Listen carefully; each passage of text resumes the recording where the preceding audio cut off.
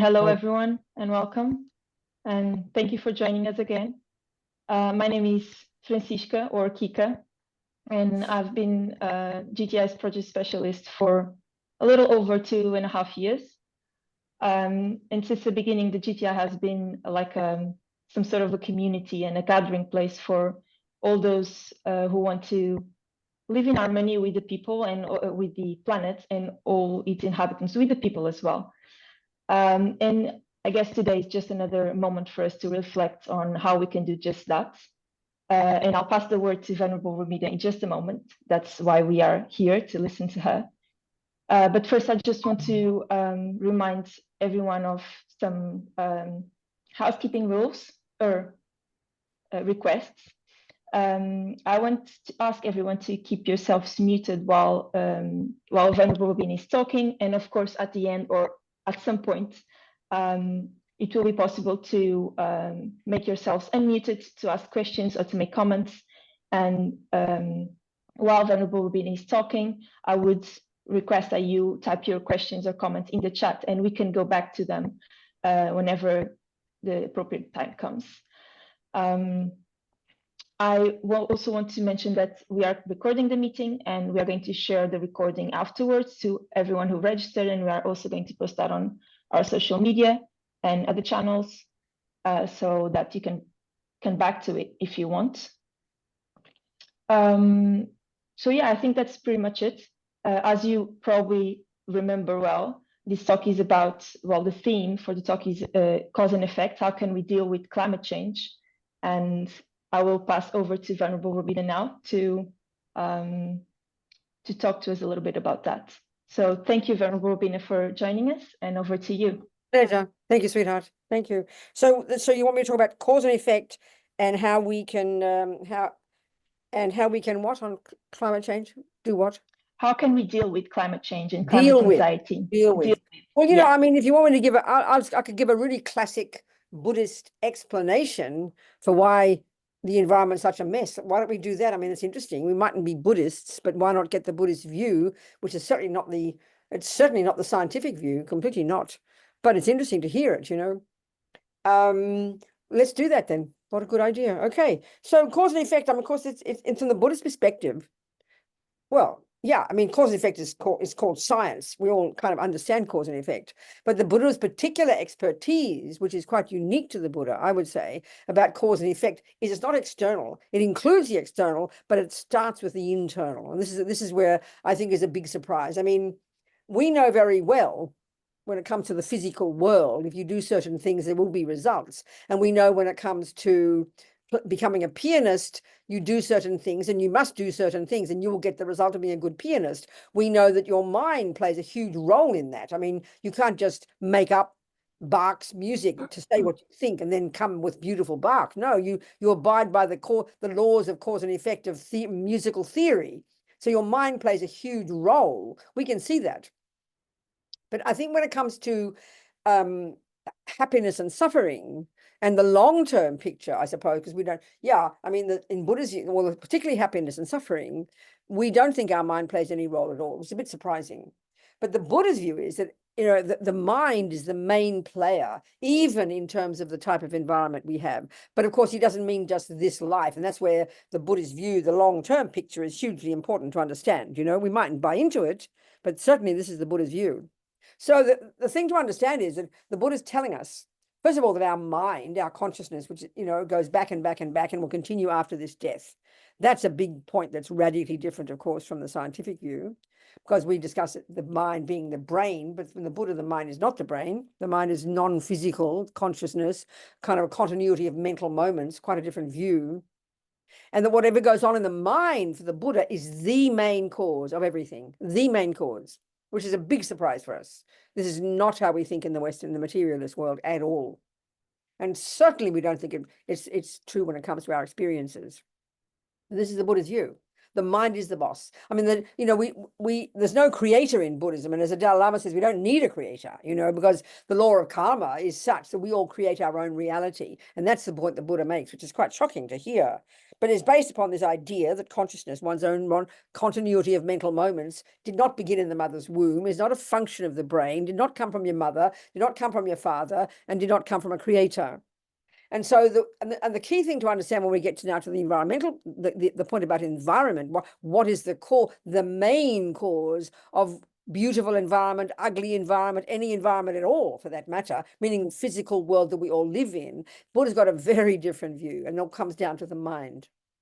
So taking this view that your consciousness goes back and back and back, and then taking the view, which is the view of karma, that every millisecond of what we think and then do and say, that's the very process that produces the person we become, the type of body we have, the type of mind we have, the way our relationships with others, and even the physical world. In other words, everything we think and do and say, using the analogy that Buddha uses, leaves seeds in our mind. Just necessarily, it's just the way it is. And this is dogs and monkeys and humans, everybody, all the mind possesses, all the sentient beings. So, we're basically programming our mind every millisecond. So the next level of detail here is that everything we label negative or non-virtuous or neurotic or deluded thought, action, and speech imprints in the mind negative seeds, which will ripen in the future as suffering experiences. And everything that's called virtuous, and there's a very simple division between virtuous and non-virtuous, it almost seems a bit simplistic to us, will ripen as nice experiences, as a nice body, as nice mind, as nice experiences, and a nice environment. So this is a natural law for the Buddha. There's no creator involved. It's not punishment. It's not reward. And I think one of the biggest problems we have, coming from a Christian teaching, coming from the Jewish teachings, which posit a boss called a God who runs everything and then punishes and rewards, that dualistic view, there's no such concept in Buddhism, but it's quite subtle because that's the view we have. We feel it's like that. But the fundamental point for the Buddha is that everything we think and do and say, and this is the point I'm getting to now, ripens in 4 ways.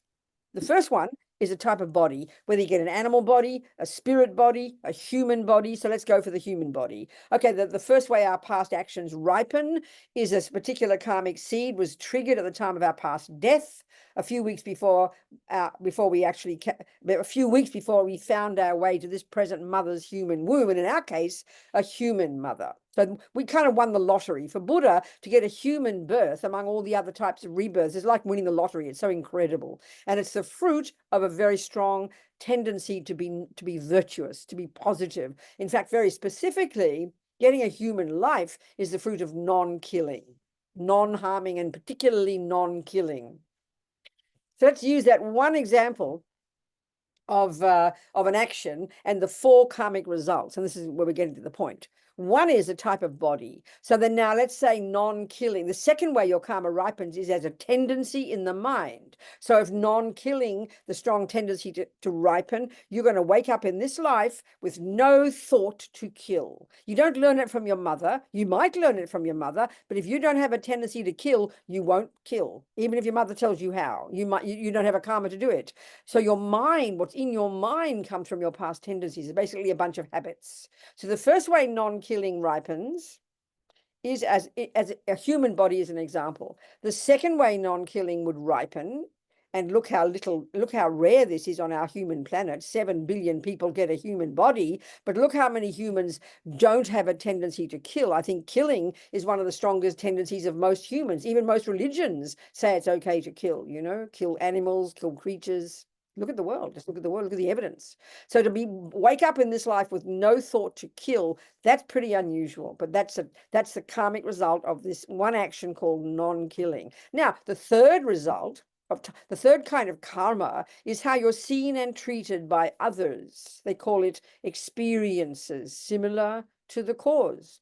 So in this case, it would be very simple. Then the karmic result of non-killing in this case would be you won't get killed and you won't die young. Now, look at the world. Look at humans, Look at the humans that die as babies. Look at the humans who even die as a fetus. Before you even get born, your karma runs out and you die. That's the fruit of your past non-killing. You have the one karma of killing, but you have the one karma of not killing, which causes you to get a human mother. I always use the example when I was 23 and I was a hippie and I got pregnant and I had an abortion. that person who came to my womb had the first karma to be born as a human because of their non-killing, but we've got these 4 like tracks of karma, 4 like bank vaults of karma, if you like. But the second one, they had the karma to be killed by me. So I remember the day I got pregnant, the thought arose in my mind immediately, I'm going to have an abortion. You know, I didn't think about it then. So that due to that person's karma from having killed me in the past, they have the experience similar to the cause of past killing to get killed. And they didn't even make it out of the womb. You killed them first, you know, that's the fruit of killing. Or you die when you're a baby, or you die when you're 17, or you die whenever. You get killed or you die young. This is the kind of karma called experiences similar to the cause, the fruit of killing. The fourth one, and this is now the environment, the fourth kind of karma is called environmental karma.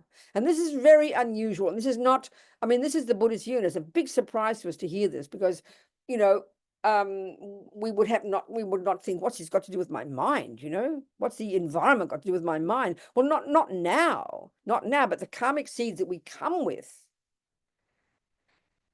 One of the 4 ways that our past karma ripens is the type of environment we are born into or live in, or more particularly the way it impacts upon us. So if non-killing will ripen as the karma environmentally, it will be that the environment we live in will not harm us, basically. So the typical way that killing karma ripens environmentally is you either have a very sick body, you always get sick, or you know, or the water's polluted, the food is polluted, the air is stinky. In other words, a polluted environment. Polluted environment is the karmic result of collective killing. You know, so fascinating this. I mean, who would ever have thought this? So this is the point. So then we think, well, what role does, you know, all the things that we know overtly cause a lousy environment? Well, they're the secondary conditions. In other words, you know, if you've got the karma due to non-killing to have a healthy body and the environment won't harm you, then even if you eat crummy food, you'll still be healthy. Some people can live on McDonald's all their lives and French fries and be healthy. Some people can live on the best food possible and still die young, you know. So always the mind and the past karma are the first causes for the Buddha. And then the external world is the secondary cause. Always it's the mind and the past karma. And then the secondary cause is the actual environment, is the condition of the time, you know. So this is the Buddhist explanation, which is a big surprise to us, even as Buddhists, because we don't think about it too much, you know.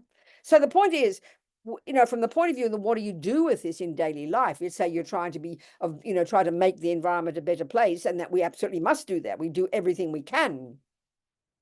But having this in our mind, if let's say we're Buddhist, you'd have in your mind this view that this lousy environment is the collective karma of the millions of humans and animals who are experiencing the fruit of it right now. And usually environmental karma takes thousands of lifetimes to finally ripen, you know. So, I mean, look at COVID. COVID is a classic example, the collective karma of the whole human planet. I mean, not everybody got COVID, we know that, but everybody everywhere, some people everywhere got COVID. So that's the classic example of the karma of past killing.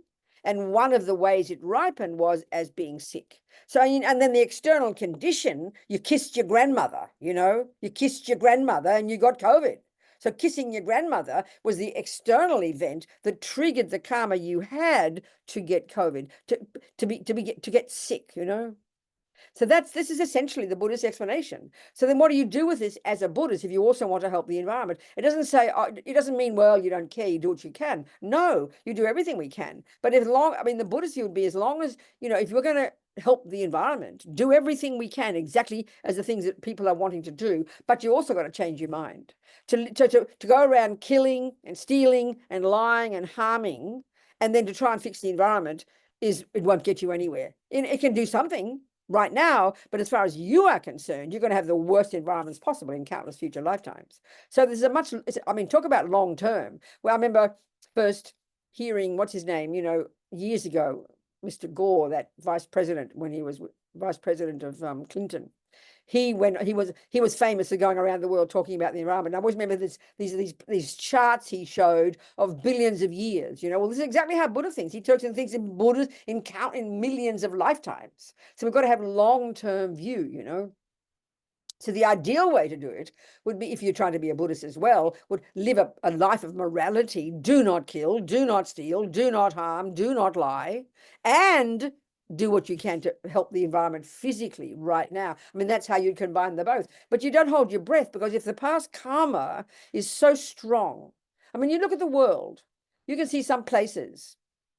And by the way, killing is not the only cause. I mean, all actions we do have all four results. They mightn't always be in the same lifetime, but every action we do would have the four kind of results. So one of the results of say, let's say, the action, the karma of speech, bad speech, harsh speech, for example, harsh speech. The karmic result environmentally, literally, would be you'd be born in, or you'd be around, you'd live in an environment where literally nothing grows. It's just barren, you know. It's barren. This is very fascinating. I mean, it's very abstract to us, quite subtle, actually. It almost seems esoteric. How can, you know, bad-mouthing people cause you to live in an environment in a future life? It's barren. Well, it is quite subtle, because it's quite unusual, because we never think like this. We only think it's what we do now, physically, that impacts upon the environment. So it's quite a different view. I mean, most Buddhists don't even think about it, because we don't learn, you know, we don't learn the laws, we don't understand. We vaguely think about karma as being like punishment and reward, and we get guilty if we do something naughty, you know. But it's way more subtle than that. I mean, that's the essence of it, really. So I think you should ask me some questions based on that, if you like, or any other question you'd like. No, I want to say a bit more. This is where, if the karma, in other words, if some person, we know some people in this life, let's say, for example, have a tendency to always get sick. So that's because the karmic tendencies from the past are so strong. And we can see that no matter how much you do to help them, how many drugs, how many methods, how many doctors, how many healers, nothing seems to change, you know. That's because when the karma is very strong, meaning the tendencies in that person's mind, that's why spiritual practice is so important. So for that person, do what you can with the doctors and the medicine, but you've also got to do something internally. And that's why there are lots of practices in Buddhism, you know, to help your mind. You do different practices that can purify your mind, which can then enable you to heal. Well, it's exactly the same with the environment. So this is why I'd suggest, I don't know what GTI does. I mean, I know what you do, but what I mean is, in Buddhist terms, you might not do, but I think would be very powerful if some of you who are Buddhist would say, for example, use some of your budget to sponsor pujas and prayers at, say, for example, Lama Zopa's monastery, Kopan, where this would help shift the karma. And also, first of all, help your group itself, but also help shift the karma for the entire environment. It can help change the karma, purify the collective karma of a particular group in a particular place, you know. I mean, that's very much the Buddhist view. You do both internal and external. It's a really powerful point. So I think that's the essence of it, but I'd really just love you to ask me some questions, I think. We can go in any questions you'd like, you know.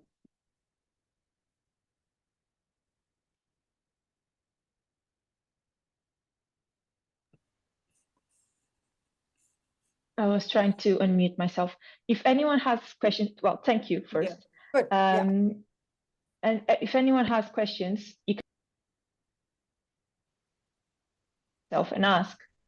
But first, I can ask something if that's good. Yeah, please do, Kika. Ask me a question, darling. Let's just get the Yeah, conversation going. I was struggling with this unmuting button. Okay. I hear a lot of people talking about climate anxiety, people who suffer just thinking about the state of the world and the environment and the uncertainty of the future on that regard. So how can we deal with that? How can people deal with that? Well, this is getting us right down to the very basics of Buddhist practice, Kika. You know, I mean, just recently too, people write to me sometimes, and the commonest one, people write, Americans freaking out about the politics. I'm absolutely panicking. I can't stand the thought of the future. What's going to happen? What will happen? I'm so terrified. I mean, this is so common for all of us, because we know, we can see politically or indeed environmentally, bad things are happening. I mean, this is no question. And so this gets us right to the absolutely fundamental level of practice in Buddhism, to look at the cause. Why is it we get anxious? Why is it we worry? Why do we have fear? I mean, it's, you know, we can all have different reasons, but let's look at the classic Buddhist answer. And this implies the Buddhist practice. Because on the one hand, we can see that things change. And this is also the point, even though nothing looks like it's going to change. Everything looks lovely, so we don't have fear, but suddenly things can change out of the blue. I always think of the people on the 110th floor or whatever it was of the World Trade Center, back in whatever year it was, on a beautiful September day, having breakfast in that amazing restaurant with this incredible view of the sky. There was no sign of any danger, no intimation at all of anything going to happen. So there was not a single moment of fear. People were radiant and happy and enjoying the beautiful sky. And look what happened. 2 planes came crashing in. So things can happen bad out of the blue. So on the one hand, you'd say they rightly should have been fearful, but there was no sign of bad things happening. On the other hand, we can sit there living in panic every day and nothing bad ever might happen. So we can't win, can we? We're not fearful when we should be, and we're fearful when we don't need to be, because this is our crazy mind, our neurotic mind. So the cause of all this, of course, is the most basic one. The Buddhist view is called attachment, this cute word, attachment. So we have to understand what it means, Attachment is very deep in our bones. Forget about attachment to cake, attachment to nice boyfriends at the gross obvious level. But attachment is a very primordial level, is this kind of constant fear, anxiety, actually, about the things that you want won't happen and the things you don't want will happen. That's when it's fairly overt for most people. Some people don't have much anxiety, even if they're living in a lousy life. Some people have it no matter what's happening, because it's our own mind, it's attachment. So attachment in its nature, all these delusions in their nature are based in fear, actually, but they can be quite subtle, They can be quite subtle.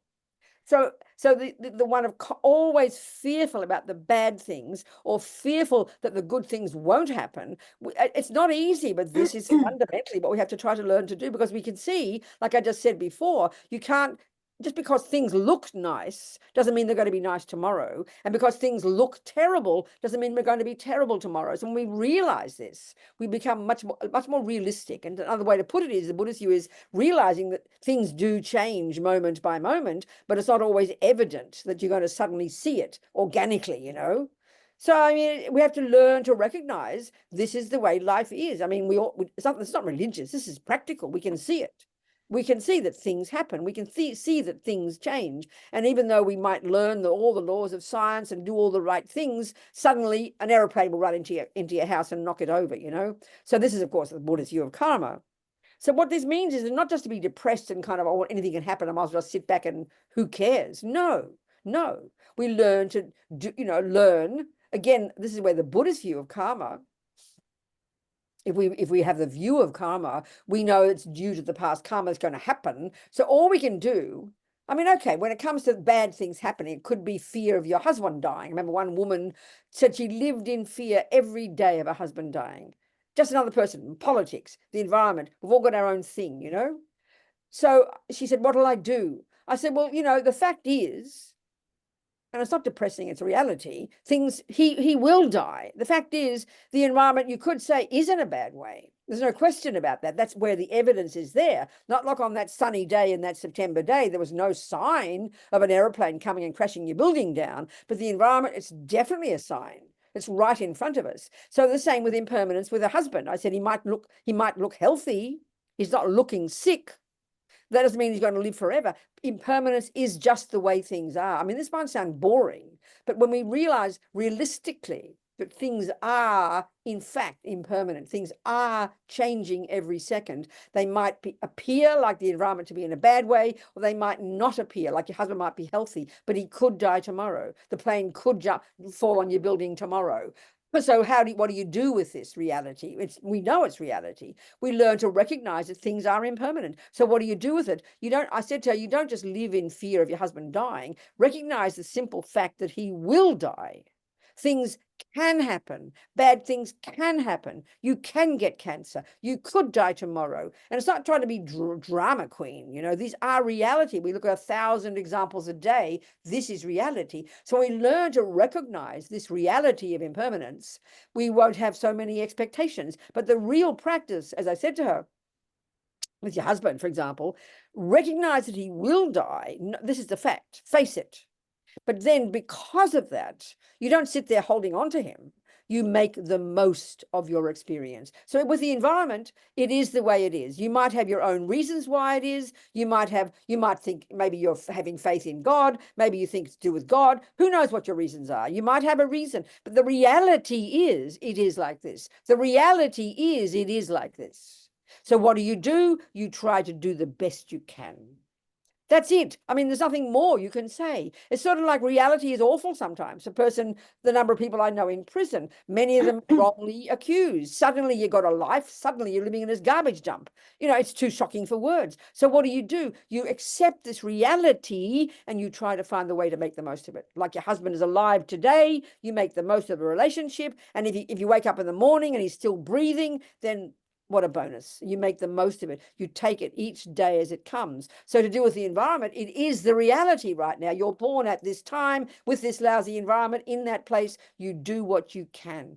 Fear doesn't help. It's easy to say that, but this is part of what practice is. When we really practice giving up attachment, giving up fears and aversion, then we will have less fear. And then we'll therefore be more productive. Because if you just live in fear, you can't do anything at all. You just live in panic. There's no benefit. So it takes time, but it's being realistic. And then you do what you can, you do what you can with what you've got in front of you. It's the best way to put it. Trying to be optimistic, trying to be positive. Optimistic doesn't mean it'll all be perfect. No, bad things do happen, except we just can't stand to think it, that's all. We don't believe it's going to happen. I think of people like, you read the histories about people in the Second World War, or people like you think of Ukraine. I mean, they did not expect a war. They're there with just like you and me, with a life, with a husband, with children, and look what happened. So we can go on and be angry and be fearful and blast and scream at the Russians or scream at this person and the bad people who do the wrong things. No benefit. Do what we can. Deal with the reality. You can have your reason why. It could be God, could be karma. That's up to you. But being realistic and accepting and also equally trying to see the positive. That sounds pretty depressing. Because when you can't see anything positive, like someone who had a lovely life with a wife and children, and they're now in a shitty cell in a prison, you still got to see some things that are positive there. Otherwise you go crazy, So that's sort of the approach. Do you understand my point? This is not religious. This is practical. Do you understand my point, Kiko? Thank you. Okay. It's not easy. We have... Go on, though. Go on then. No, we have another question that I can... Good. Okay, sorry. Are there other planets with human realms on? A question from Beth. I can't hear you so well, Bengu. So are there other planets with human realms? I understand. I mean, the Buddha's view is, I don't really know much about it, but if we take the view that minds and therefore matter, meaning universes, are beginningless, and this is the Buddha's view, because if you don't have beginningless, that's the view of the creator, But the Buddha talks about beginningless. So if that's true, then there have been beginningless rebirths and so then when we say human, so that's the interesting point. Okay, Buddha would assert we can see it, different kinds of sentient beings. You've got animals and little bugs, and then there are lots of sentient beings the Buddha would suggest that we can't see, such as hell beings and spirits and gods, all kinds. Many other religions have this view as well.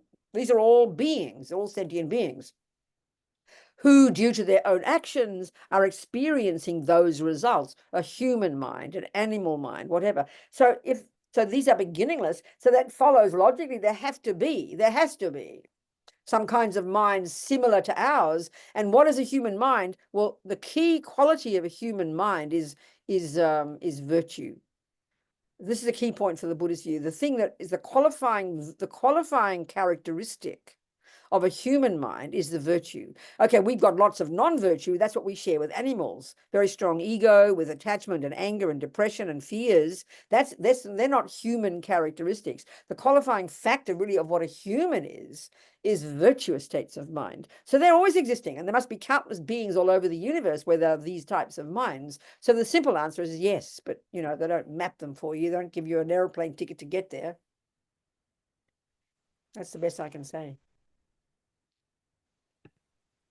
Because minds pervade the universe. As far as Buddha's concerned, there's not an atom of space where you won't find minds of one kind or another.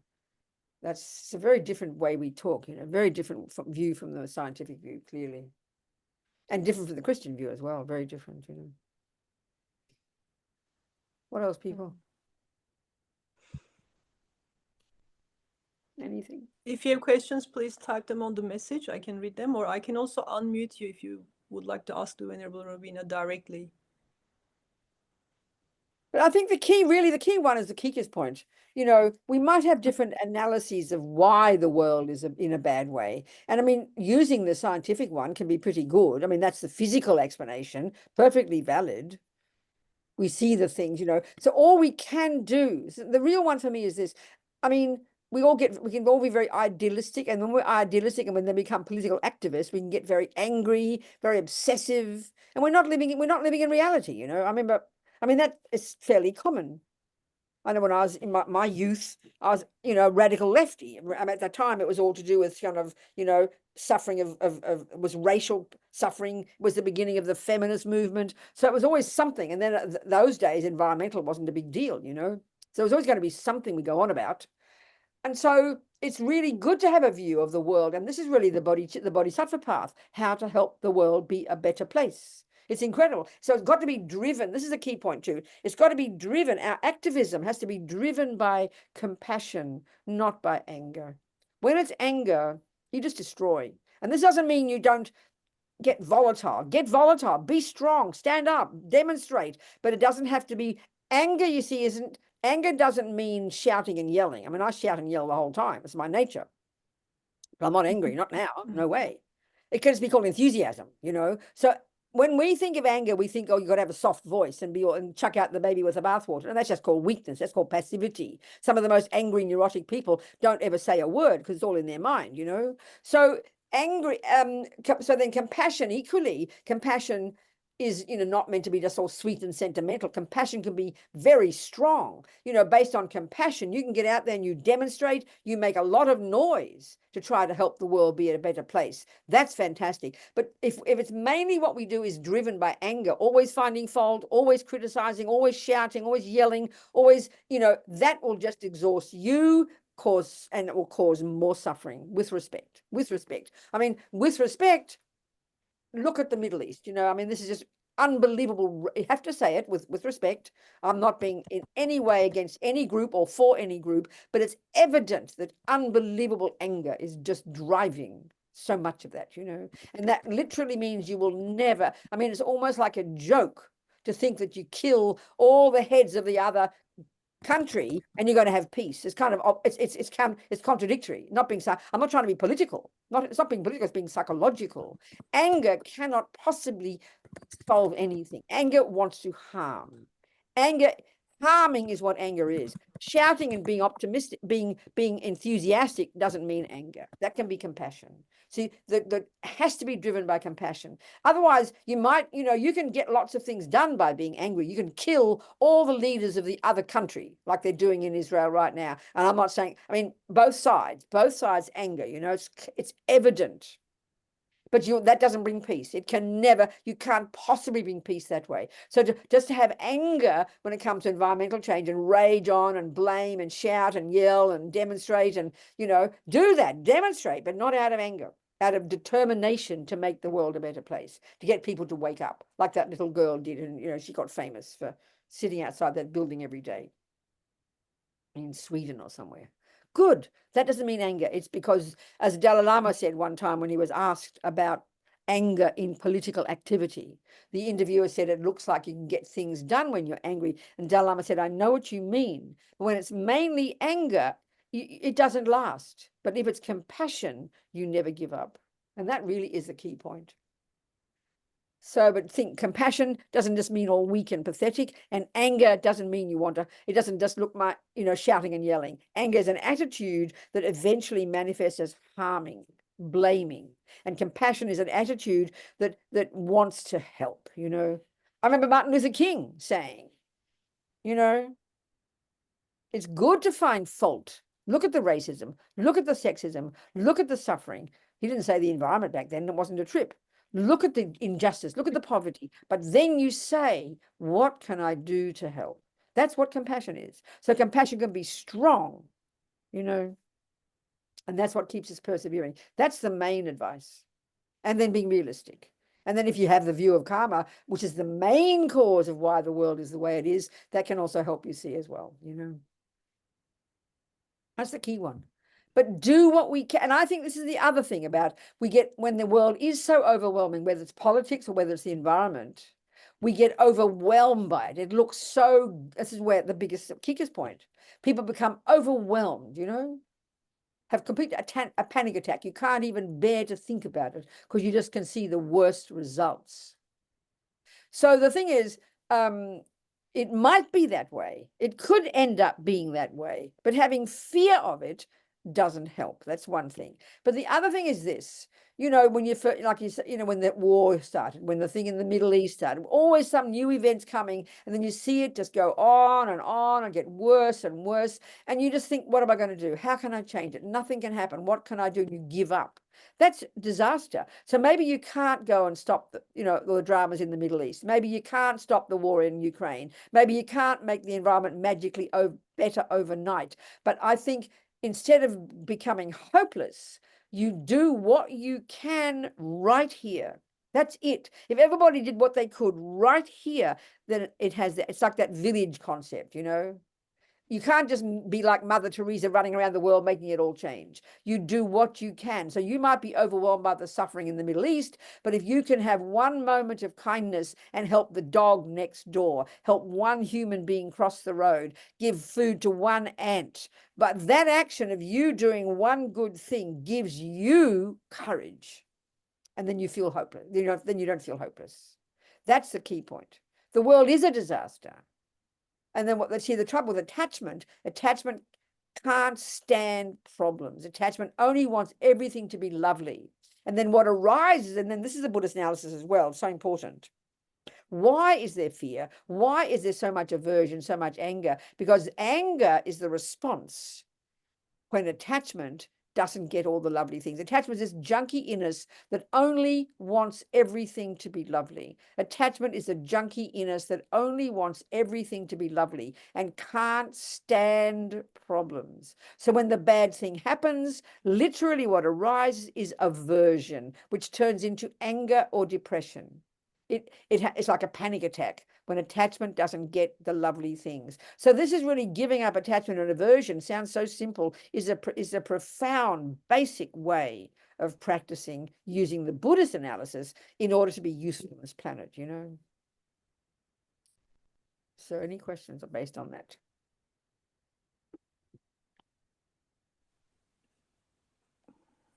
We have a question on a different topic.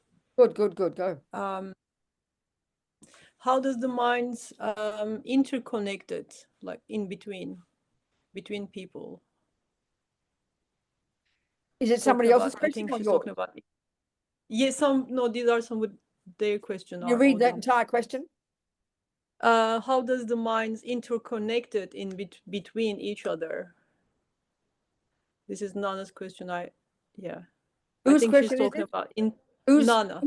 Nana, please, this question I can't understand it. So give me your question. Yeah. Speak it, Nana. Like, okay, we all are the mind possessors, right? And we all have the Buddha nature. So does this makes our all interconnected? And if yes, then how exactly it works? Like, am I making sense? I don't know. I mean, I can hear your words, and I'm trying to. I mean, I can answer whatever you like. I mean, I don't quite know what you mean, but let me just say some things. We are all, yes, the word in Buddhism for sentient being, the Tibetan word is very nice. It's mind possessor, sem chen. And the Buddha would say there are trillions of mind possessors. So the ants, the humans, the dogs, and all the other kinds, we all share that characteristic and a mind. So then, okay. So what Buddha's saying is that right now, there's a feeling of separateness between minds, isn't there? You know, you have, there's me and then there's you. There's me and there's them. So we can divide all the thems into friends, and that's people and sentient beings we see through the lenses of my attachment. They appear delicious to me and they do what I want. Then we have the other group of them, are called enemies, who are the ones we don't like, who harm us, or whose views we don't like, whose politics we don't like, or they harm other people. So they're called enemies. We have aversion for them. Then the third category is really the biggest one. That's 99.99% of the universe, and they're called strangers. So these sound very simple, these concepts, but it's kind of profound. So a friend, by definition, is a being who I see through the lenses of my attachment, who appears nice to me, who I feel close to, whom I want to be happy, whom I love, and whom I have compassion for. But as long as they do what my attachment wants, then you will stay in that category and you will deserve my love and compassion. We all know that one. Now, if you're my boyfriend and you leave me for a younger version, suddenly I will put you from the friend category into the enemy category. We know that because now you stop doing what my attachment wants. So I'm going to stop loving you. I will stop having compassion for you. And in fact, I even probably hope you suffer. You know, how dare you harm me? So that's called an enemy. And then the rest of them, 99.99%, they neither help me nor harm me. Therefore, how do I feel? I couldn't care less. So this is the universe. This is how we all are. So what divides us is delusions, attachment, aversion, and ignorance, the three essential problems, you know, and all the problems come from this. So the Buddha is saying these states of mind are not at the core of our being, and we can remove them. So what will be the result? Well, if Nana works on her mind and, you know, Kika works on her mind and gets rid of attachment and rid of aversion and rid of ignorance, how will you be with each other then? Your mind will still be Kika. It'll still be Kika walking around with her body and Nana walking around with her body, but your minds will be very, very connected. Why? Because now you both have got love, compassion, wisdom, generosity, and forgiveness, and they don't separate. When you've got virtue predominating in your mind, that's what makes you feel close to people. And when you've got rid of all the delusions, it's when you become a Buddha, it's literally as if your mind is the same as everybody else's. They don't know it, but you feel this incredible connectedness with others. So that's the answer, Nana. Does that help? Completely. Thank you. Okay, good. Can I So ask a follow-up question? Yeah, good, go. So would you say that this lack of connectedness would be a root cause of the environmental problem and so many other problems that we hear and see today? We don't look at each other in, well, I'm going to say in another way. We look at each other and see strangers and we see others. Absolutely. No, either we see enemies or we see strangers. No, this is really true. You know, we have our few close ones we feel close to, we think about, we love them, we try to make them happy, we have compassion, we feel close. That's a small group of people. Then the others, it's either anger, aversion, and they're a long way away, or it's indifference. It's complete indifference. And that's often, you know, the anger and the attachment are evident, you know. The groups in the Middle East right now, the groups in Ukraine right now, they're very clearly rated at anger and attachment. But all the rest is indifference, and that often can be just this inertia for many people who mightn't have much, anger, but complete indifference because we just don't connect. Because we are, and that's why it's finally it comes because we're utterly overwhelmed by our own needs. We don't think we're very selfish. We don't think we're being so selfish. But this attachment, when it's so strong and you're mainly concerned with just getting what you want every day and getting your comfort, getting your breakfast, getting your house warm and cozy, cool in the sun, cool in the summer, warm in the winter. And you just, when you're getting the irony of when you have a lot of attachment, getting what it wants, you just do not care about anybody else. So yes, it's due to attachment and aversion and, generally speaking, ego. Of course it is. Absolutely. So we either get angry or we don't care. That's exactly right. And and this is the irony. It causes us so much suffering because we become depressed and hopeless, But this is exactly right. And what drives most of us, unfortunately, it seems like very cruel to say it because we don't think we're being very selfish, but attachment is totally It's totally self-centered, totally self-centered. And we can see how exhausting life is just to be happy every day, just to get the food you need, to take care of your children, to take care of your house, to get the job. I mean, it almost feels like there's no time to think about anybody else. It's exhausting just trying to fulfill our own needs. You know, life is so tough. But absolutely, yeah, we can see this. Do you understand, Kika? Makes sense? Yeah. So to have empathy Yes. for others and to see the whole world in a big picture, that's a pretty unusual quality. And you can see some people just have it and some people really work at it, you know, but it takes effort to do it. It takes effort. And that's why the Dalai Lama's point, if it's anger that energizes you to go and be a political activist, it doesn't last. I mean, all the people I knew back in the 60s, all radical, you know, activists, after a while the anger goes and you go sink back into your own self-centeredness and you couldn't care less. Anger looks like it's all energetic, but it doesn't last. It's all a lot of hot air, you know. Do you understand what I'm saying? So to get empathy is really hard. And this is why the Buddha's view, His Holiness, you know, there's this nice analogy that a bird needs two wings, wisdom and compassion. So the wisdom ring really is what I'm talking about here, working on your own mind, seeing your own attachments, seeing your own anger, seeing your own self-centeredness. That's the work you do on yourself. And the consequences of that is when we lessen these neuroses, we become more content and fulfilled, but we also become more wise insofar as those delusions are what blind us from being connected to others. So when you've got the more wisdom, the clarity, you're more fulfilled, and then you've got more empathy and compassion for others. So as His Holiness says, compassion is not enough. You've got to have wisdom. So in terms of Buddhist practice, compassion's more advanced. You've got to, in a sense, have compassion for yourself first, which is working on your own mind, giving up your own delusions, looking at your own misery, working on yourself. That qualifies you then to realize, oh my God, we're all in the same boat. Then you can have empathy and then you can help others. So it's really more advanced, you know, to have this connectedness with others. You've got to be connected with yourself first. It's a way to put it, you know. That's why often with religion, people leap into religion out of compassion. People leap into political activity out of compassion. I remember that myself very vividly in the 60s and 70s, early 70s, before I became a Buddhist.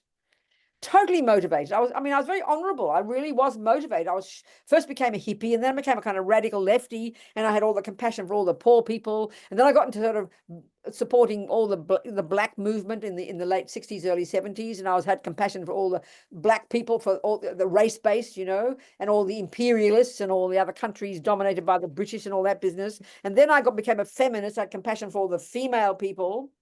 So, but it was always underneath, it was driven by anger. Who to find to blame? Who was the blame, you know? And I was a very strong, I mean, for 10 years, a really heavy duty political activist. That was my main concern. I didn't even have a main job. I lived on, you know, what do you call, in England, we call it the dole. What do we call it in America? Probably there isn't any. Unemployment, yeah. I lived on unemployment for 10 years. I never had a job because I was full-time political activist, you know, but it was compassion. I did want to make the world a better place, but it was driven underneath it by anger, you know. How dare you this, and always trying to find who to blame. So anger dominated it, you know, and that's not helpful. Doesn't help. You get exhausted.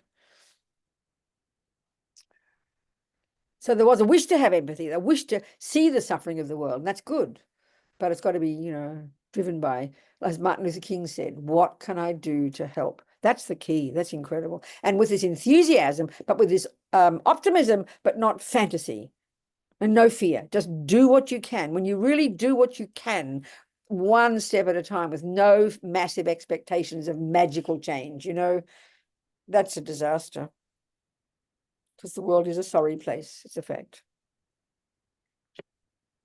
What else, people? And I think the other thing is interesting.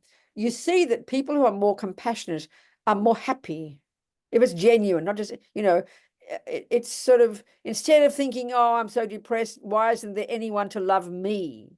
People think, what can I do to help others? They're always more happy. And that's not easy to cultivate, because when you're really miserable and lonely, and I'm just talking now ordinary level suffering, you can't, to think that you've got to get out there and love another person sounds really tiring.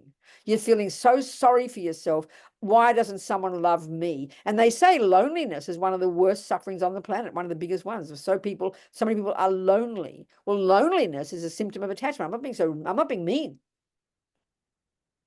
It's I-based. Whereas the people who are other people are lonely, but they go and help other people. They're not lonely. They're never lonely because they're out there thinking of other people. It sounds so easy. It's kind of, you get irritated. What do you mean think of other people? What about myself? But it's really true. We can see it, you know.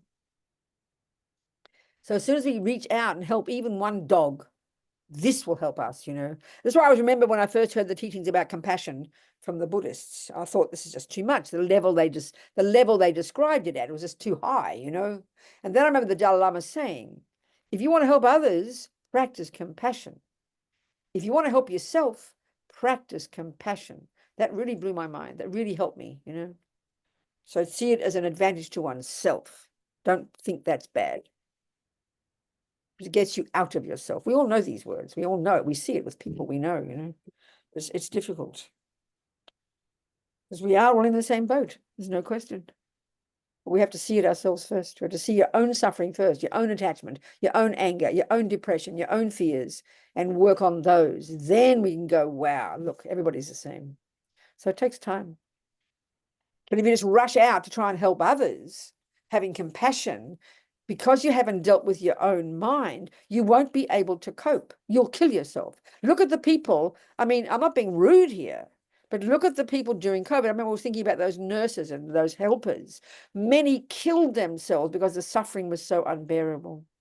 So the analysis here would be that that's because of attachment and aversion. Whereas if you work on your own mind, work on your own attachment, work on your own aversion, you become much stronger, much more deeply kind of content within yourself. Then you will never be overwhelmed. Bodhisattvas, the really high beings who've got so much compassion, they're never overwhelmed by suffering. But that means because they've done the inner work, you know. If you try to leap in and deal with other people's suffering and you haven't even looked at yourself yet, you won't be able to cope. It's just not possible, you know. Anyway, just some thoughts. How long is our talk today, Bengu or Kika? It could be until we, sorry, Bengu. No, go ahead. No, that's all right. Go ahead.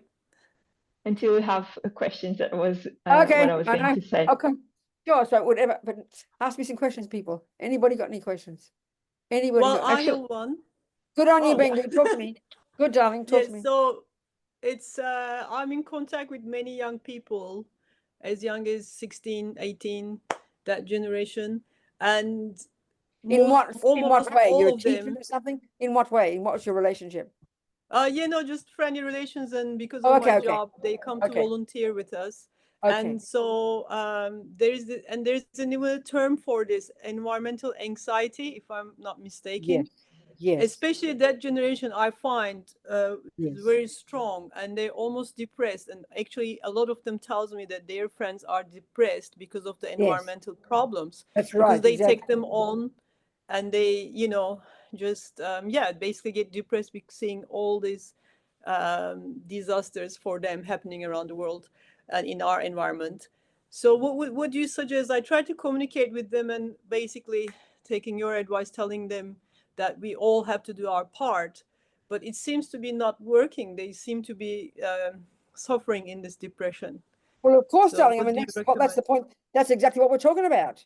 That's exactly what we're Yeah. talking about. It's not easy. It's all the things that I've been saying here are exactly the point. But it's not easy. It's not easy just to say, oh, this is how life is. It's impermanent. It just sounds so boring and theoretical. Because this is, I mean, all I'm doing here is giving the analysis of what anxiety is, which is strong emotional hunger for everything to be lovely. We don't think of it like that. We don't look into ourselves and think that's what I'm doing. But that's the analysis. That's what's attachment. That's what it means. And then you have this panic and fear because it's, you know, of the terrible way the world is. But this is exactly what I'm saying here.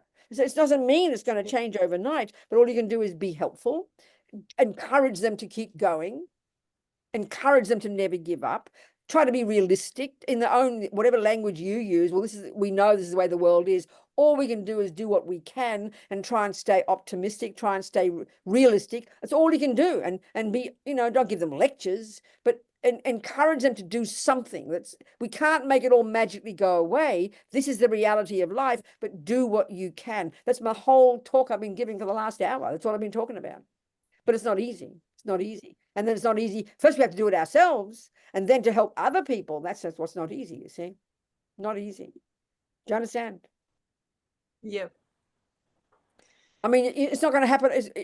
That fear, that woman who had fear of a husband dying every day, I gave the advice I did, but it's not going to change overnight. It's a lot of inner work to have this analysis, to come up with this analysis. You know, it's not easy. Because you can't say something simple. You can't say, oh, it'll all be okay. You can't say that. But Yeah, exactly. But we ourselves, if we can have an understanding of the human mind, which informs our ability then to help the other person. And that is to give people optimism, give them encouragement. That's the main thing. You know, a person comes to you, whatever the problem is, if you're optimistic and encouraging, empowering them to somehow, well, what can you do? Do what we can. It's all we can do. This kind of thing. You need to be encouraging people, trying to encourage people. You see my point, Bengu? Not easy, Yes. darling. Not easy. Because when we understand the analysis of attachment in us, which is common to the universe, just can't stand problems. Some people look at the environment and don't care. They don't have that attachment. They have attachment to food. They have attachment to alcohol. They have attachment to getting another boyfriend. They don't have attachment that in this way, which is also connected. That's where you see the political activism one, the people who see the bigger world. That's very noble. That's good. That's compassion. But that's when it's mixed with attachment. That's when it's a disaster. They at least see the world, which is great. So you encourage that part of them to be involved and to do what they can. And that empowers them. You understand? I mean, there are some people who don't care about the environment because they're busy just eating or sleeping or going to the toilet or having sex. You know, understand? Our attachment all works differently. And I can see in myself, my attachment was there too, but at least I had this wish to make the world a better place. So encourage that part of them. It's wonderful to have that. You understand? Do what you can. Don't just shout and yell. Doesn't help. What else, people?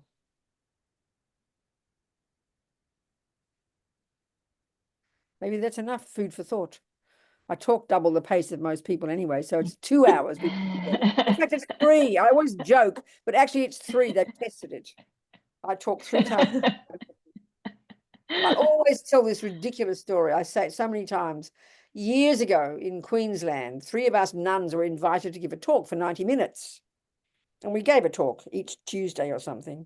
And they transcribed each of us. And the other 2 nuns were 8 pages and mine were 24. So I've been talking for 3 hours, all right? I've put in 3 hours worth of food for thought. So that'll do, I think. It's enough food for thought. And I encourage you to never give up. The key one is just never give up. This is the key to success. Don't judge our progress don't judge the value of what you do by whether or not things are magically changing, because that's just fantasy. It's just each moment counts, each thing counts. Just never give up. Keep moving one step at a time, and then that way you give example to other people. People need inspirational leaders. So even Bengu, you know, be an example for people. You know, be an example. Give people courage. And that's one major way of helping. Be an example for others. That's incredible, actually. Do you understand, people? So I admire what you're all doing. George, all you people. So keep moving and never give up. And never give up. That's it. Never give up. Never give up. Never give up. Having some courage. That's the main one, I tell you. For your sake and the sake of others. All right. Thank you, everybody. Much love. Thank you for having me. Thank you for having me. So kind. Bye, sweetheart. Thank you. Bye. Thank you, Venerable. Thank you. Thank you. Thank you for so holding the much, section. everyone, for joining us. Thank you for holding the session. Yes, thank you. Thank you for making this. Thank you for your work. Amazing. Thank you, everyone. And thank you as well for everyone who donated when you subscribed. We appreciate that very much. Thank you. We will be in touch.